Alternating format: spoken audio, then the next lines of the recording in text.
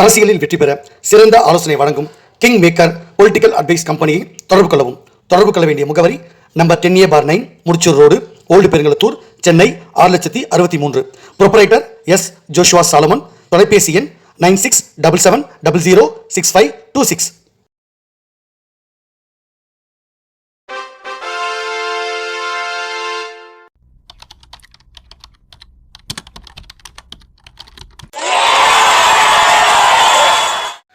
உலக தமிழ் ரசிகர்கள் அத்தனை பேருக்கும் என்னுடைய பணிவான வணக்கம். நான் செந்தில்குமார். இந்த பதில் நான் பார்க்க போகிறது ஸ்டாலின் அவர்களுக்கும் அதே மாதிரி துணை முதலமைச்சர் உதயநிதி ஸ்டாலின் அவர்கள், அந்த குடும்பத்தில் இன்னும் சில பேர், சில அமைச்சர்கள் எல்லாரும் கிட்டத்தட்ட ஒரு 10 வருடம் சிறை தண்டனை போகிறாங்க. அதற்கான ஜட்ஜ்மெண்ட் ரெடி ஆயிடுச்சு. அந்த வழக்கு ஊழல் வழக்கில் நீதிமன்றம் இந்த தீர்ப்பை தான் கொடுக்க போகிறாங்க. நிறைய பேருக்கு ஒரு கேள்வி வரலாம், அது எப்படிங்க ஒரு ஜட்ஜு கொடுக்க போகிறாரு தீர்ப்பு, அந்த ஜட்ஜ்மெண்ட் நீங்கள் முன்கூட்டியே சொல்கிறீங்க, இது எப்படின்னு கேட்கும்போது உங்கள் எல்லாருக்கும் ஒரு விஷயம் புரியாது.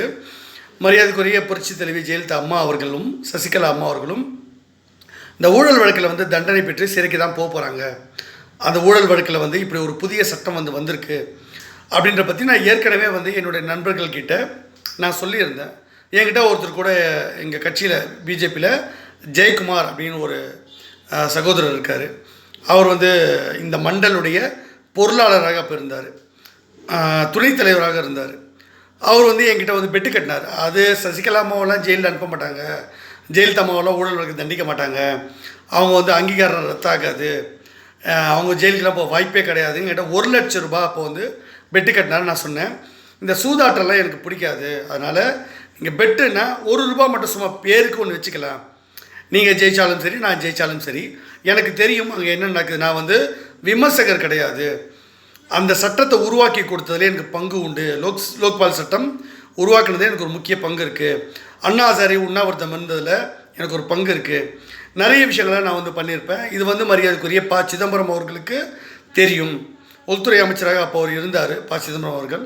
இந்த லோக்பால் சட்டத்தை கொண்டு வந்ததில் ராகுல் காந்திக்கு முக்கிய பங்கும் உண்டு. ஸோ இந்த மாதிரி விஷயம்லாம் காங்கிரஸ் கவர்மெண்ட் கொண்டு வந்தாங்க. அதனால் என்ன நடக்க போகுது, இதை மரியாதைக்குரிய பாரத பிரதமர் நரேந்திர மோடி அவர்கள் இப்போ ஒரு ஆட்சிக்கு வந்துட்டார். ஸோ இவங்களை கைது பண்ணிவிடுவாங்க, இவங்க ஜெயிலுக்கு தான் போகிறாங்க. நான் முன்கூட்டியே சொல்கிறேன், நீங்கள் பொறுத்திருந்து பாருங்கன்னு சொன்னால் அவருக்கு புரியவே இல்லை. என்கிட்ட ரொம்ப வாதம் பண்ணார். நான் வாதம் பண்ணுறதுலாம் ஆள் இல்லைங்க, நான் உங்களுக்கு தகவல் சொல்லிட்டேன், இது நடக்குதா இல்லையான்னு ஓரிரு மாதத்தில் உங்களுக்கு தெரிஞ்சிடும். அதனால் என்கிட்ட ஆர்கியூலாம் பண்ணாதீங்க, உங்கள்கிட்ட ஆர்கியூ பண்ணுறது என் வேலையும் கிடையாது, உங்கள் கூட இருக்கிறதுனால உங்களுக்கு ஒரு இன்ஃபர்மேஷனாக உங்களுக்கு சொல்கிறேன். அதனால் அதிமுகவில் ஒரு மாற்றம் வரப்போகுது.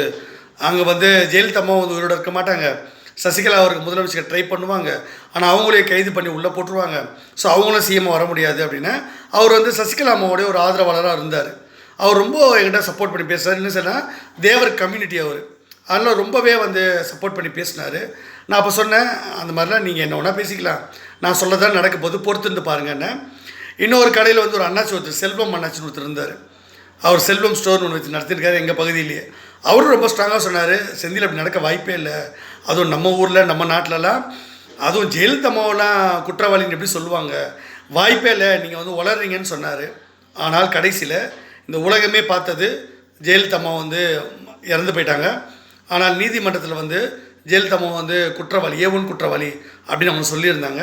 அதற்கு பிறகு சசிகலா அம்மா அவர் அந்த குற்றத்துக்காக உடந்தையாக இருந்தாங்கன்னு சொல்லிட்டு அவங்க சிறைக்கு போனாங்க. 4 வருடம் 4.5 வருஷம் நம்ம சிறை தண்டனை அனுபவிச்சுட்டு தான் வெளியே வந்தாங்க. அவங்களால தேர்தலில் போட்டியிட முடியாது சட்டப்படி. இது நடந்தது. இது நிறைய பேருக்கு தெரியவே தெரியாது. ஆனால் இப்போ நான் அரசியலில் இருக்கேன். அன்றைக்கி நான் எந்த அரசியலும் இல்லாமல் திமுகவுக்கு எதிராக ஒரு வேலையை நான் செஞ்சேன். அப்போது திமுக தோக்கணும். அதே சமயம் ஜெயலலிதா அம்மா விஷயத்துலேயும் அவங்கள காப்பாற்ற நேரத்தில் ட்ரை பண்ணேன். அவங்க அந்த ஒரு விஷயத்தில் அவங்க என் பேச்சு கேட்காம விட்டுட்டாங்க. எலெக்ஷன் விஷயம்லாம் என்கிட்ட கேட்டாங்க. ஆனால் இந்த வழக்கு விஷயத்தில் என்னை கன்சல்ட் பண்ணாமல் நேரில் கூப்பிட்டு பேசாமல் விட்டதுனால அது என்ன ஒரு பாயிண்ட் இருக்குன்றதை வழக்கறிஞர்கள் சொல்லலை.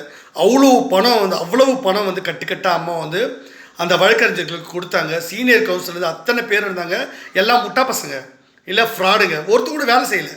இவங்க ஜெயிலுக்கு போனால் நமக்கு என்ன வந்தது, காசு வாங்கி தின்னுட்டு அந்த பாயிண்ட்ஸு, முக்கியமான பாயிண்ட்ஸ் என்னன்றதை பற்றி அவங்க சொல்லாமல் விட்டதுனால தான் அந்த அம்மா ஜெயிலுக்கு போக வேண்டியது. சசிகலா அம்மாவையும் காப்பாற்ற முடியல. இளவரசி சுதாகரன் அவங்களாம் சிறைக்கு போக வேண்டிய கட்டாயத்துக்கு தள்ளப்பட்டாங்க.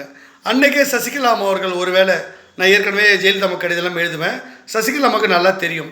அவங்க என்னை கூப்பிட்டு செந்தில் இதில் வந்து என்ன ஒரு தீர்வு இருக்குது, எப்படி இதை வந்து தடுக்க முடியும், என்ன பண்ணலாம், வாய்ப்பு எதாவது இருக்கா சொல்லுங்கன்னு என்கிட்ட உரிமையோடு கேட்டிருந்தா அன்றைக்கே நான் சிறைக்கு போகாமல் தடுத்திருப்பேன். அதை வந்து அவங்க மிஸ்டேக் பண்ணிட்டாங்க. அதனால் அவங்க வந்து சிறை தண்டனை அனுபவிச்சுட்டு வந்து இன்றைக்கி ஒரு செல்ல காசு ஆகிட்டாங்க. ஆனால் அன்றைக்கே நான் வந்து கடிதத்தில் குறிப்பிட்டிருப்பேன், இப்படி ஒரு விஷயம் நடக்க போகுது, உங்களுக்கு வந்து சிக்கல் வரப்போகுது, நீங்கள் செல்ல காசு ஆகிடுவீங்க, உங்கள் கட்சி உங்கள் கைவிட்டு போயிடும், நீங்கள் வந்து ஜெயலலிதா இறந்து போயிடுவாங்க, அப்புறம் நீங்கள் வந்து உங்கள் கட்சி வந்து உங்கள் கைவிட்டு போயிடும், உங்களுக்கு செல்வாக்கு இருக்காது, நீங்கள் சிறைக்கு போயிட்டீங்கன்னா உங்களை எதுவும் செய்ய முடியாது எச்சரிக்கை கொடுத்துருந்தேன். அதை அவங்க புரிஞ்சிக்கல. அதனால் வந்து அதை காப்பாற்ற ட்ரை பண்ண என்னுடைய உதவியை அவங்க வந்து நாடலை. அது தப்பு.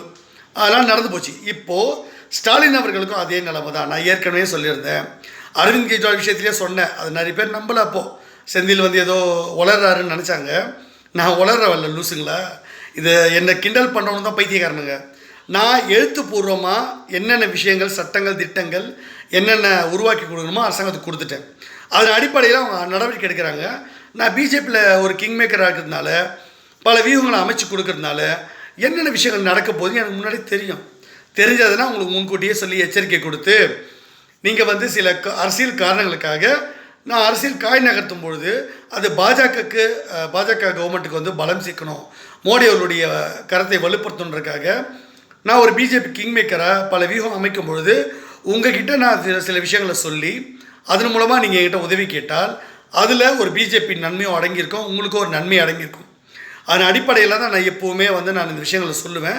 அதனால தான் வீடியோவில் பதிவிடுறேன். நான் வந்து பொதுமக்களுக்காக நான் பதிவிடவே இல்லை. யாரும் என் சேனல் நீங்கள் பார்க்கணும் அவசியமே இல்லை. பொதுமக்கள் நீங்கள் ஆர்வமாக தெரிஞ்சுக்கணும்னு நினச்சா பாருங்கள்.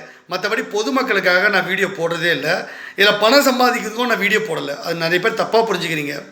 நான் அரசியல் வியூகம் அமைக்கிறேன். அந்த வியூகத்தை பற்றி நான் யார்கிட்ட இந்த வீடியோவில் எந்த விஷயத்த யாருக்கு போய் இந்த மெசேஜ் சேரணுமோ அவங்களுக்கு தான் சொல்கிறேன். மறைமுகமாகவோ நேரடியாகவோ அவங்களுக்கு நான் அட்வைஸ் கொடுப்பேன். அவங்க அதை புரிஞ்சுக்கிட்டு நடவடிக்கை எடுத்து என்கிட்ட கன்சல்ட் பண்ணாங்கன்னா அவங்களுக்கும் நல்லது, எங்கள் கட்சிக்கும் நல்லது, பாஜகவுக்கும் நல்லது. அதை தான் நான் வந்து உருவாக்கி தர ஒரு மீடியேட்டராக வேலை செய்கிறேன். ஒரு பாலமாக இருக்கேன். யாருக்கும் கெடுதல் செய்யக்கூடாது, நல்லது செய்யணும்னு நினைக்கிறேன். அதையும் மீறி வரும்போது சட்டத்தின் மூலம் நடவடிக்கை பாயும். அது சட்ட நடவடிக்கை, அதை யாரும் தடுக்க முடியாது. ஏன்னா சட்டத்தின் மீது மக்களுக்கு வந்து நம்பிக்கை இழந்து போயிடக்கூடாது. அப்புறம் யார் வேணா கொலை பண்ணலாம், கொள்ளடிக்கலாம், யார் வேணா ஊழல் பண்ணலாம், லஞ்சம் வாங்கலாம். அப்படி ஆகிட்டா சமுதாயம் வந்து சீர்கெட்டு போயிடும். அப்போது சட்ட நடவடிக்கை எதுக்கு பாயணுமோ பாயும். சட்டத்தில் சில சலுகைகள் உண்டு. அப்ரூவர் ஆகிறவங்க, தன்னுடைய குற்றத்தை ஒத்துக்கிறவங்க, சில விஷயங்களில் வந்து ஃபைன் கட்டிட்டு வெளியே போகிறவங்க, இந்த மாதிரி நிறைய சட்டமே சில சலுகைகளை ஏற்கனவே கொடுத்துருக்கு. அப்போது மனம் திரும்பி இந்த பிரச்சனையை வந்து எப்படி சால்வ் பண்ணுறதுக்கு ஏற்கனவே சில சொல்யூஷன்ஸ் கொடுத்துருக்காங்க.